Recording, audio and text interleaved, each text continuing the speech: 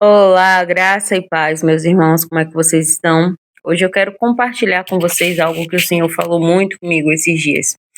É baseado na mensagem do livro de Lucas, capítulo 13, versículo do 6 ao 9. Como ele é um versículo pequeno, eu vou falar rapidamente aqui para vocês. Diz assim: Então Jesus contou esta parábola. Certo homem tinha uma figueira na sua plantação de uvas e, quando foi procurar figos, não encontrou nenhum.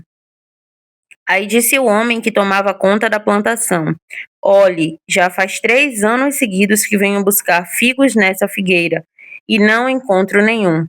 Corte essa figueira. Por que deixá-la continuar tirando força da terra sem produzir nada? Mas o empregado respondeu: Patrão, deixe a figueira ficar mais esse ano. Eu vou afofar a terra em volta dela e pôr bastante adubo. Se no ano que vem ela der figos, muito bem. Então, se não der, mande cortá-la.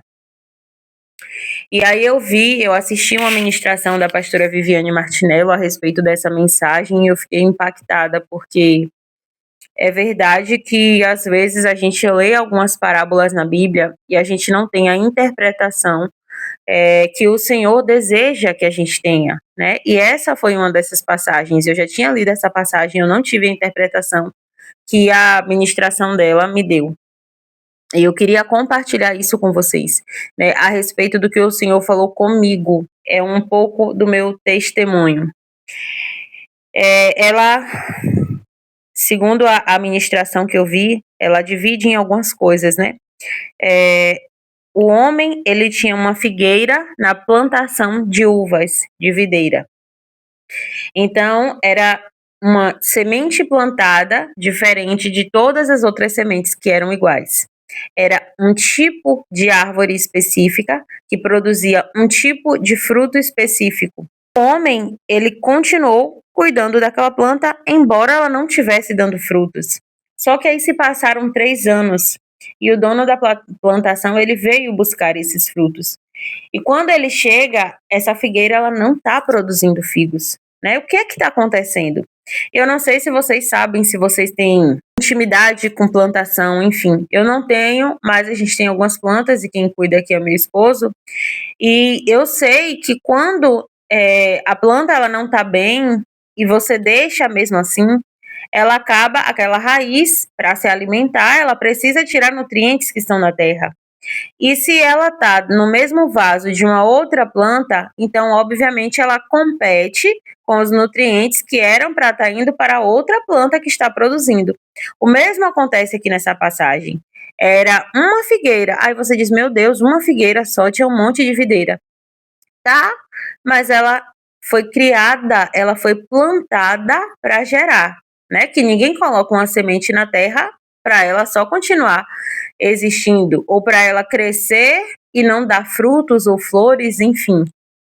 O propósito dela é gerar frutos, flores, seja lá o que essa árvore der, né? No caso, aqui é a figueira, frutos. E ela não estava gerando. E aqui tem um monte de coisas nessa passagem que dá para a gente ter uma compreensão, mas eu não vou me alongar em todas, porque são muitos detalhes.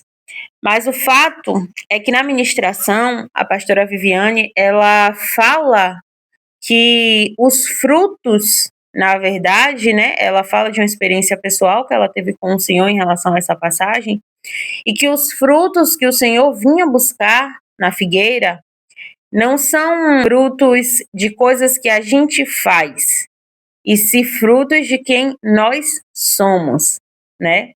Os frutos do Espírito. Então, às vezes, a gente está ali se doando, fazendo serviço, ajudando as viúvas, ajudando os pobres, ajudando as pessoas, a comunidade, sendo bênção na vida de outras pessoas, fazendo nosso papel na igreja, servindo. Todo mundo tem muito para falar de você muito bem, né? Mas e em casa? E com as pessoas que você convive? Quais são os frutos que você tem desenvolvido? né? Porque o Senhor, ele busca os frutos da nossa transformação. Então, é paciência, é bondade, é lealdade, é domínio próprio, mansidão. Esses são os frutos que o Senhor deseja que a gente tenha, que a gente dê, né? E às vezes a gente fica tão focado em fazer as coisas para mostrar para os outros e até para nós mesmos, né? E é muito fácil que a gente se deixe levar por orgulho. E aqui, gente, eu tô falando para vocês que essas coisas acontecem de uma forma muito sutil.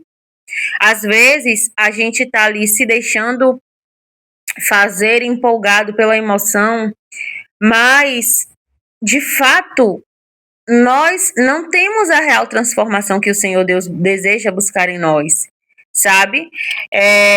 Às vezes a gente está ali fazendo tudo o que o Senhor pede para fazer, menos dando os frutos que Ele deseja que a gente dê. E eu posso falar uma coisa para vocês, isso vai até contar lá. Os anjos estão anotando as coisas que você está fazendo, que eu estou fazendo, de bom e de ruim. Mas o que vai contar é o quanto eu fui transformada a partir do momento que eu aceitei Jesus como Senhor e Salvador da minha vida. Quem eu me tornei após eu aceitar Ele? Porque de fato, às vezes a gente não compreende, a gente aceita Jesus, antes da gente aceitar Jesus como Salvador, a gente aceita Ele como Senhor. E se eu aceito Ele como Senhor, e Ele tem um Espírito Santo que é para me dominar a minha carne, então eu preciso ser transformada, porque se eu não estiver sendo transformada, eu não estou aceitando o papel dele de governo na minha vida. Eu não estou aceitando que ele seja o Senhor da minha vida. Se a gente puder dizer o resultado de você saber se você está ou não está deixando o Espírito Santo atuar a partir de você, se você está ou não está deixando que o Senhor Jesus ele seja o seu Senhor, o Senhor da sua vida, que governa a sua vida acima de todas as coisas, são os frutos que a gente dá, né? Eu estou dando os frutos do Espírito. Eu estou sendo uma pessoa que está sendo agradável a Ele, agradável aos seus olhos. Porque eu digo para vocês uma coisa, a gente acaba se iludindo fácil demais. Nós todos temos um orgulho, e eu vou dizer para vocês que até então, muitos comportamentos que eu tinha, eu não sabia que era proveniente do orgulho.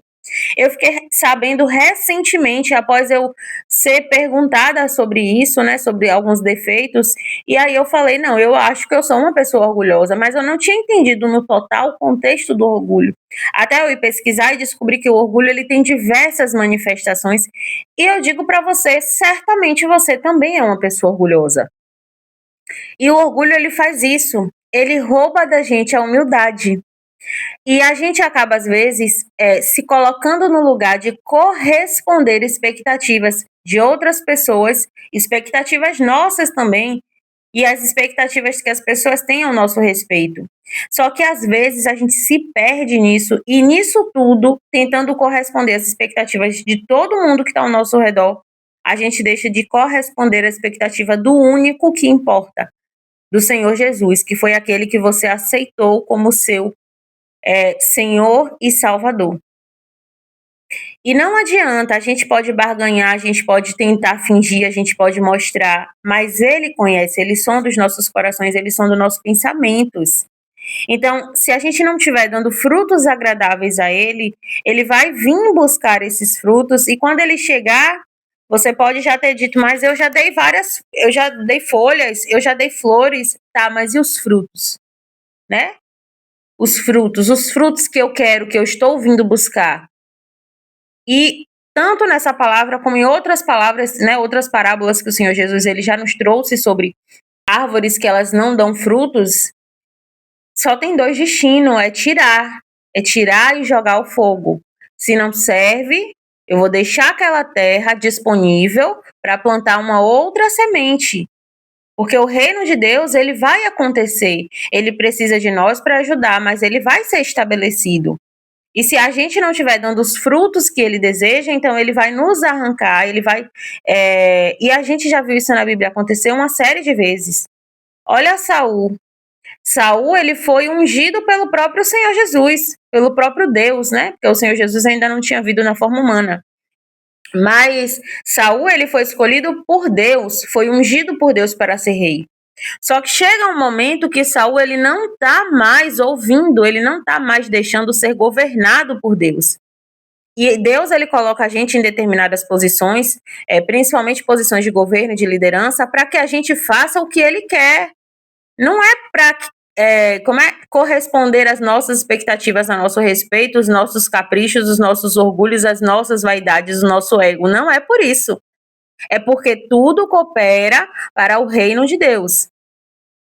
E da mesma forma que ele estabelece pessoas, que ele coloca pessoas em determinadas posições, que ele unge pessoas para ocupar determinadas posições e desempenhar alguns papéis, ele também depois ele retira dessa pessoa essa autoridade.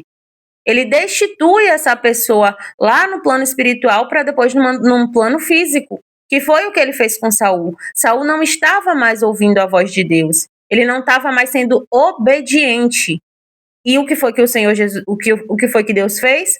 Deus, ele destitui Saul primeiro no plano espiritual, que se você for ler, acontece exatamente dessa forma. Ele manda Samuel ungir Davi, outro com coração que ele escolheu, e depois ele destitui Saul no mundo terreno.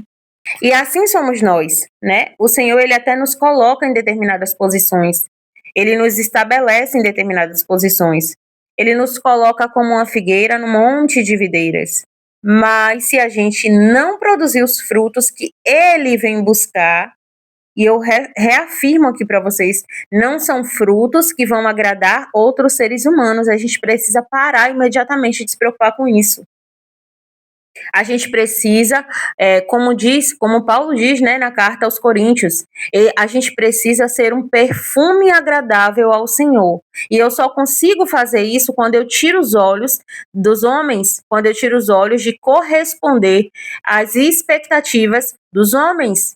Porque vai ter determinado momento que você ou você vai obedecer à voz de Deus, ou você vai obedecer à voz de alguma liderança sobre a sua vida.